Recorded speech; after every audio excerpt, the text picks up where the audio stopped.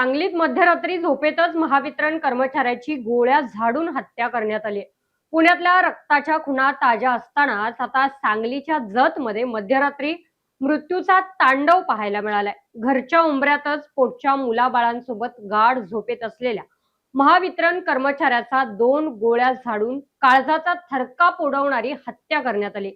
या घटनेने जिल्ह्याची कायदा सुव्यवस्था वाऱ्यावर असल्याचे भीषण चित्र आता पुन्हा एकदा समोर आलेले आहे.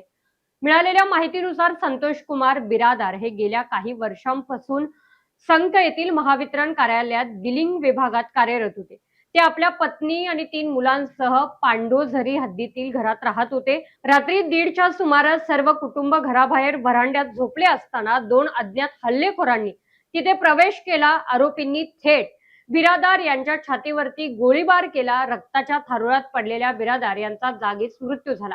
डोळ्यांदेखत घडलेल्या या प्रकाराने बिरादार यांचे कुटुंब हादरून गेले असून परिसरात आता भीतीचे सावट पसरलेले आहे.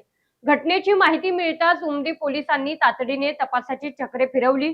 कोणताही ठोस पुरावा उपलब्ध नसतानाही तांत्रिक माहिती आणि खबऱ्यांच्या आधारे पोलिसांनी आरोपींचा माग काढला. आरोपी माडग्या रस्त्यावरील एका शेतात लपून बसल्याची खात्री पडताच पोलिसांनी सापळा रचून दोघांनाही बेड्या ठोकल्या. अवघ्या 3 तासांच्या आत आरोपींना ताब्यात घेऊन पोलिसांनी त्यांच्याकडून गुन्ह्याची कबुली मिळवलेली आहे.